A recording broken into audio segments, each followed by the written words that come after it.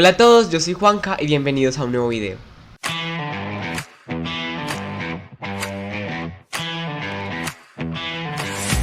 Bueno familia, llevábamos más o menos ya un mes casi aproximadamente sin reportarnos por ninguna de las redes sociales.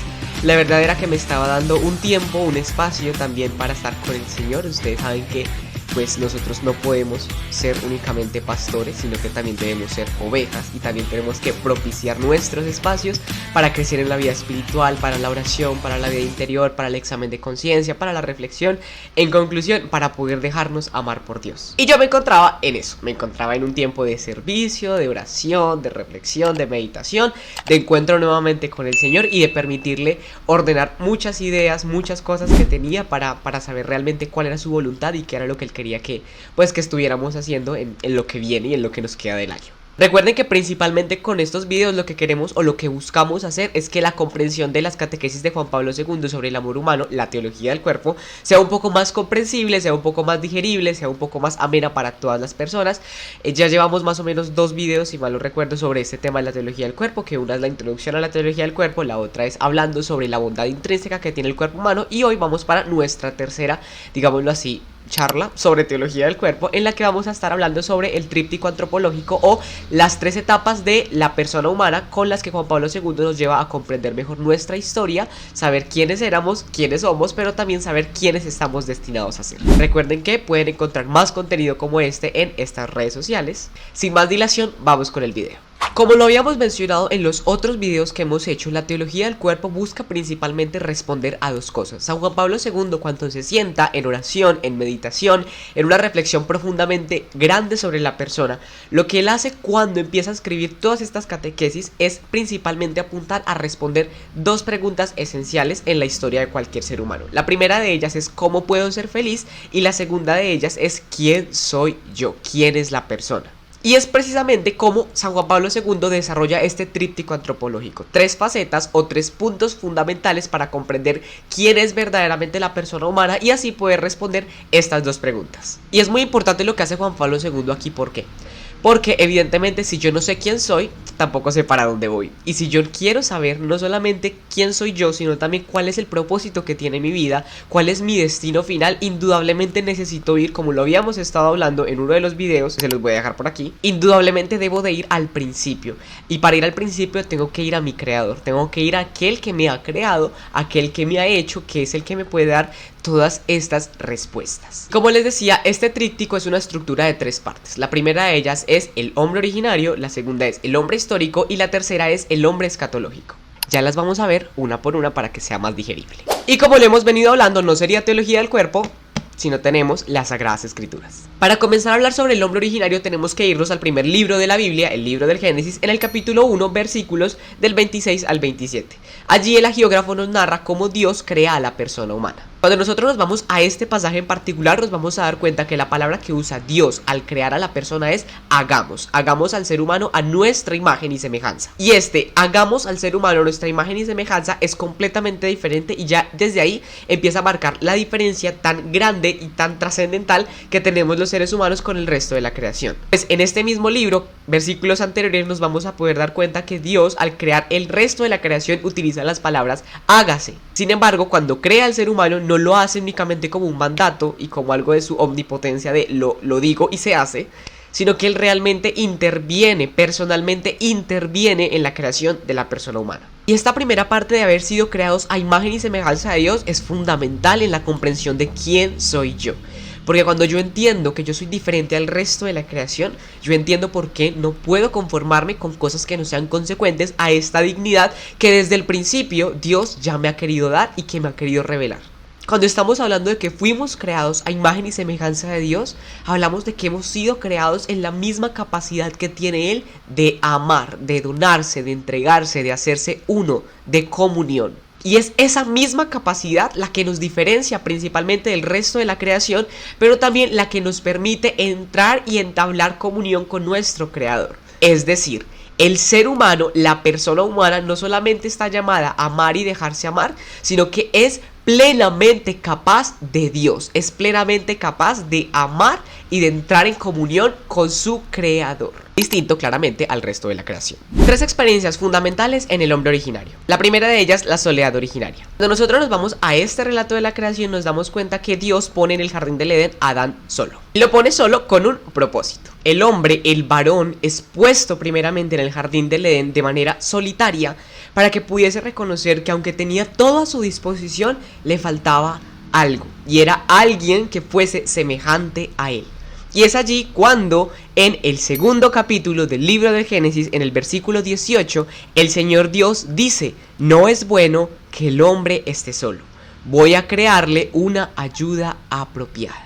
Y es que, hermanos, imaginémonos esto, realmente Adán estaba en una crisis existencial. Dios lo pone en un jardín, le muestra toda la creación, lo manda a nombrar la creación y él puede percibir cómo absolutamente todas las criaturas de la creación se complementan entre sí. Y es allí cuando Dios dice: listo, ya hemos encontrado, ya tenemos nuestro primer propósito. Ya acaba de reconocer que está solo, ya acaba de reconocer que necesita donarse, que necesita algo que lo complemente, o alguien más bien que lo complemente. Y es aquí cuando dice: listo, vamos a crearle una ayuda adecuada. Entonces, primera experiencia del hombre originario, la soledad original, en la que él reconoce que está solo, pero que necesita una ayuda adecuada, que necesita un complemento. Y es aquí cuando Dios crea a la mujer. Segunda experiencia del hombre originario, la unidad original. Es cuando Adán encuentra en Eva no solamente su complemento, sino a alguien a quien amar. Y de hecho es tan impactante que en este mismo capítulo, el capítulo número 2 del libro del Génesis, versículo 23, cuando Adán ve por primera vez a Eva, exclama: esta sí es hueso de mis huesos y carne de mi carne. ¿Por qué? Porque Adán reconoce en ella a alguien a quien puede amar, a alguien a quien puede entregarse, a alguien con quien puede compartir y vivir todo lo que Dios ha creado para sí. Y es esta unidad la que nos lleva a la tercera experiencia del hombre originario, que es la desnudez original.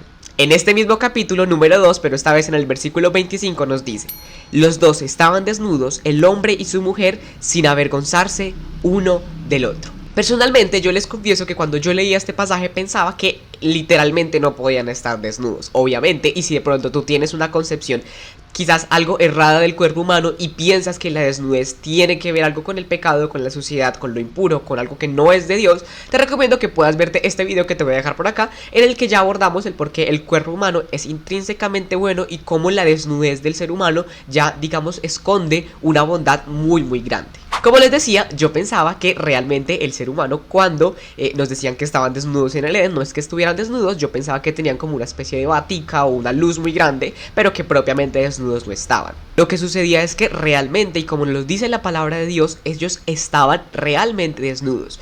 ¿Cuál era la diferencia? Y aquí es donde entra esta tercera experiencia del hombre originario, la desnudez original. ¿Cuál era la diferencia entre la desnudez que vivían Adán y Eva antes de la caída a la desnudez que vivimos nosotros? Lo que sucedía es que la desnudez en la que se encontraban Adán y Eva en el principio, antes de la caída, es muy diferente a la desnudez en la que nos encontramos tú y yo en este mundo que ya ha sido impactado fuertemente por el pecado. Y lo que sucedía es que Adán, a pesar de ver a Eva desnuda, no cosificaba o no reducía únicamente a la mujer a sus atributos o a sus caracteres sexuales femeninos.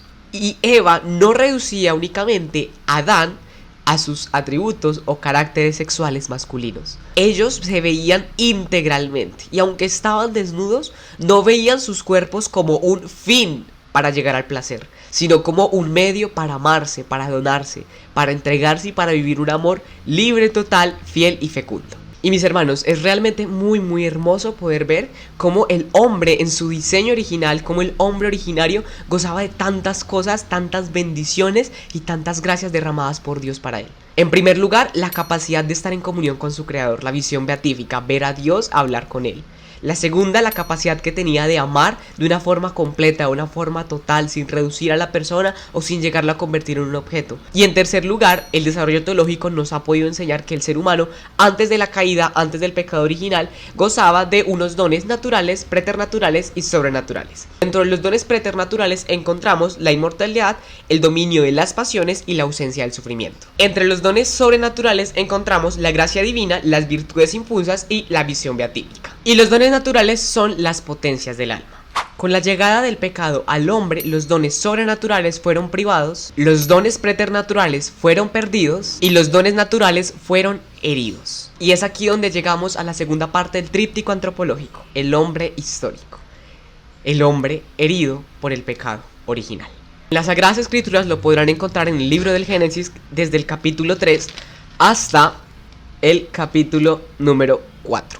En este capítulo podemos encontrar cómo Adán y Eva, como el hombre originario, se encuentra por primera vez con el tentador, con la serpiente, con Satán, que de una manera muy astuta persuade primeramente a Eva para llevarla a comer del fruto prohibido, la cual posteriormente de haberlo consumido se lo da de comer al varón. Y así es como varón y mujer fueron heridos por el pecado. Y oigan, es que el pecado original no es únicamente un pecado de desobediencia, no es únicamente un pecado de es que Dios les dijo que no comieran de este árbol y lo comieron y por desobedientes perdieron todo, no, sino que fue también en esencia un pecado de soberbia. Porque cuando nosotros nos vamos al capítulo 3 del libro del Génesis y nos vamos a estudiar y vemos realmente cuáles fueron los tres argumentos que utilizó la serpiente para tentar a Eva, son tres argumentos con los que de alguna forma alimenta la soberbia del hombre, alimenta la soberbia de la persona. Los tres argumentos que utiliza la serpiente para tentar al hombre son: no moriréis, seréis como dioses y conoceréis el bien y el mal. Tres argumentos que alimentan profundamente la soberbia de la persona. Entonces el pecado original no solamente fue un pecado de desobediencia, sino que también fue un pecado de soberbia. Oigan, y es que nosotros no alcanzamos a dimensionar lo que ha significado y lo que significa el pecado en la vida del hombre, en la vida de la persona humana. Antes del pecado nosotros no teníamos o no encontrábamos en la historia de la humanidad casos como el de Caín y Abel. No teníamos casos de aberraciones como las que se vivían en Sodoma y Gomorra. No teníamos casos de adulterio como los que cometían muchos de los escogidos por Dios en el Antiguo Testamento. No teníamos casos de infidelidades, de atrocidades, de aberraciones, de cosas realmente fuertes y aberrantes. ¿Por qué? Porque antes vivíamos en una plena comunión con nuestro Creador y, como lo hablábamos ahorita, teníamos su gracia, y el pecado lo que hizo principalmente fue robarnos esa gracia. Y cuando nosotros hablamos del hombre histórico, no estamos hablando únicamente de sí, pobrecito, el hombre que cayó en el pecado y por eso estamos aquí. Todo pasemos rápido al hombre escatológico porque no nos gusta hablar tanto del pecado. Porque no hemos hablado del pecado y porque no nos hemos sentado a estudiar y a profundizar en lo que ha significado el pecado en la vida del hombre, es que tú y yo en muchas ocasiones vivimos con mucho libertinaje. El pecado ha sido y es una de las mayores desgracias en la vida de la persona. Una reflexión que me parece supremamente importante en esto. Cuando yo hablo de todo esto, no me refiero únicamente, o más bien no hago referencia al pecado por debilidad. Porque claramente al haber sido heridos en nuestras potencias, nuestras pasiones, nuestras emociones y nuestros sentimientos son inclinados al pecado. Y nuestra voluntad está viciada, nuestro entendimiento en muchas ocasiones no está formado. Entonces yo no me refiero a pecar por debilidad. Porque claramente siempre seremos débiles y la tentación nunca se va a ir. Y ahí está la lucha y la vida ascética constante del cristiano. Me refiero en particular al pecado por malicia. Y es que en muchas ocasiones, aún nosotros como cristianos, decidimos y optamos por pecar de una forma muy maliciosa. Yo ya sé que puedo pecar y yo ya sé que Dios me perdona en el confesionario, entonces peco y después me confieso. Y esto es muy grave porque realmente sí, Dios te perdona en el confesionario, pero la misericordia de Dios no es un juego. Y esto no es algo que tú puedas tomar como un chiste o como un juego de peco, me confieso, peco, me confieso, peco, me confieso. Una cosa es el pecado por debilidad, porque fui débil, porque fui tentado y porque quizás dialogué con la tentación y caí ahí. Y otra cosa es el pecado por malicia, cuando yo me deleito aún en el pecado, cuando yo sé que aún esto siendo malo para mí, principalmente dañándome a mí, pero también rompiendo radicalmente la relación que yo tengo con Dios, es mucho peor cuando yo me deleito en todo esto. Y cuando aún así, viendo el daño que hace, decido optar por él. ¿A qué le debemos tantas ataduras en materia de sexualidad? Al pecado. ¿A qué le debemos que por más que lo estemos intentando, sigamos sintiendo como nuestra voluntad está más inclinada ya al pecado? ¿A qué le debemos que en muchas ocasiones las virtudes más hermosas que el cristianismo y que incluso la misma humanidad nos enseña sean cada vez más difíciles de alcanzar? Al pecado original y al pecado en general. Realmente el pecado ha sido la desgracia más grande que le ha podido pasar a la humanidad. El pecado nos privó de poder ver a Dios. El pecado rompió una relación que en el principio era una relación estrecha, una relación íntima. El pecado puso una barrera entre Dios y nosotros. No porque Dios la haya puesto y no porque Dios diga, ay, ustedes ya pecaron y son unos sucios, sino porque nosotros construimos esa barrera. Pero no entremos en pánico porque para nuestra alegría, para nuestra dicha, tenemos algo que es la gracia. Realmente para hacer este video no se imaginan todos los cuadernos que he tenido que desempolvar de estudio para esto. El Catecismo de la Iglesia Católica ha dedicado una amplia variedad de numerales en los que nos muestra cómo la gracia es para el cristiano un regalo enormemente grande. La gracia es la vida de Dios en mi alma, es la participación en la vida de Dios. Y es por la gracia, especialmente por la gracia santificante, que tú y yo podemos tener y entablar nuevamente la comunión con Dios. Pero ese no es el tema del video. Si quieren, en otro video podemos hablar sobre la gracia santificante, la gracia actual, la gracia de estado y todos estos conceptos que son sumamente importantes, que como cristianos católicos que están con un deseo enormemente grande de formarse, pues entendamos. Entonces, si bien el hombre fue herido por el pecado original, el hombre ha sido herido por el pecado y su vida sobre la tierra ahorita está de alguna forma condenada, o más bien inclinada hacia el pecado, a hacer el mal, como lo decía San Pablo: dejo de hacer el bien que quiero para hacer el mal que no quiero. Pese a todo esto, tenemos no solamente la gracia, sino que también tenemos una esperanza.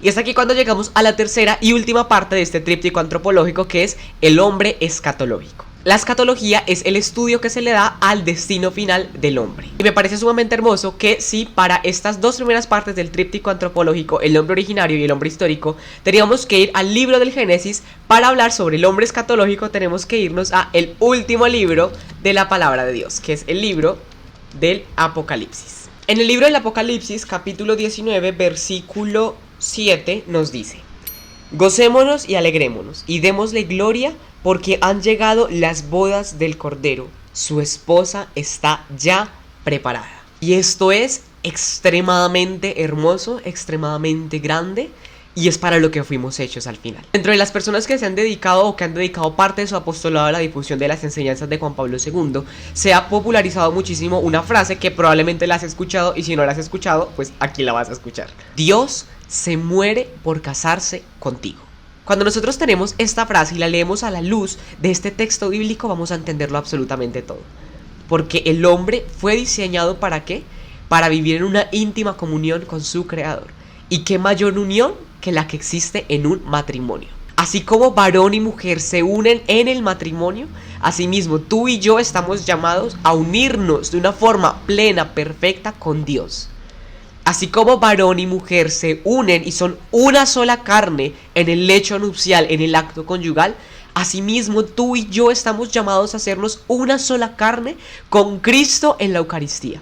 Por eso mismo la hostia no es algo que nos ponemos, no es algo que nos colgamos, sino que la hostia es algo que consumimos. Es algo que entra en nosotros. Por eso se llama comunión, porque es la experiencia más plena de hacerse uno con Dios. ¿Y qué es el sacramento del matrimonio? El reflejo de lo que Dios quiere para ti. ¿Qué es el hombre escatológico? ¿Cuál es el destino final del hombre? ¿Cuál es el destino final de la persona? Vivir en una perfecta y plena comunión con aquel que lo ha creado. Tú y yo fuimos hechos ¿para qué, querido hermano? Querida hermana, tú que me escuchas, tú que me ves, querido joven, soltero, sacerdote, religioso o matrimonio, fuiste hecho para vivir en comunión con Dios. Y Él te lo recuerda todos los días en la Eucaristía, cada domingo en la Eucaristía. Cada vez que tú lees las Escrituras, ahí te lo está recordando. Tú fuiste hecho para tener una vida en comunión conmigo, una vida plena. ¿Qué es el hombre escatológico entonces? La comunión perfecta con Dios. ¿Cuál es nuestro destino final? Llegar al cielo, casarnos con Dios. Por eso los santos eran tan felices, porque los santos lograban vivir aquí en la tierra un poco de lo que iban a vivir en el cielo. Y no siendo más familia, esto ha sido este tríptico antropológico que es sumamente importante a la hora de entender a Juan Pablo II. ¿Por qué? Porque sabemos que la teología del cuerpo, como lo hemos estado hablando en los anteriores videos que hemos hecho sobre este tema, la teología del cuerpo es precisamente una reflexión antropológica y filosófica de la persona. Si nosotros queremos saber quiénes somos, tenemos que ir al principio. Y si también queremos saber para dónde vamos, tenemos que conocer nuestro principio, nuestro diseño. Si yo no sé quién soy, no sé para dónde voy. Y no siendo más familia, recuerden que pueden compartirle este video a las personas que ustedes consideran consideren que les puede servir. Recuerden que pueden suscribirse a este canal, que pueden dejar un comentario, que pueden darle me gusta. Y si quieren más contenido como este, por acá les dejamos las redes sociales en donde pueden encontrar todo este contenido de la teología del cuerpo y algunos escritos que tenemos con respecto a este tema. No siendo más, recuerden rezar mucho por mí. Yo rezo mucho por ustedes y que Dios los bendiga. Nos vemos en una próxima ocasión.